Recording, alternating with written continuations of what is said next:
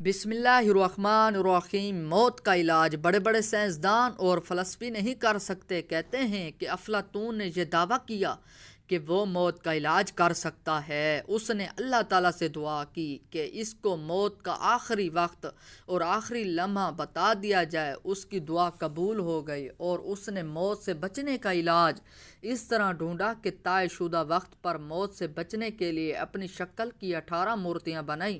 ان تمام کو سلیقے سے کرسیوں پر رکھا اور ایک کرسی پر جا کر بیٹھ گیا۔ وہ سوچا رہا تھا کہ جب ملک الموت آئے گا تو وہ دیکھ کر حیران ہوگا کہ یہاں تو بہت سے افلاطون موجود ہیں، میں کس کی روح قبض کروں گا؟ فرشتوں کو اس الجھن میں دیر ہو جائے گی اور موت کا آخری مرحلہ گزر جائے گا۔ اسی طرح وہ مرنے سے بچ جائے گا۔ چنانچہ وقت مقررہ پر موت کا فرشتہ آیا اور دیکھ کر بولا کہ اے افلاطون، تو نے بڑا ہی کمال کر دکھایا ہے، لیکن پھر بھی ایک فرق رہ گیا ہے۔ اس پر افلاطون بول اٹھا کہ وہ کون سا ہے؟ تو فرشتے نے کہا کہ یہی فرق ہے کہ تو ناطق یعنی بولنے والا اور دیگر ناطق نہیں ہے۔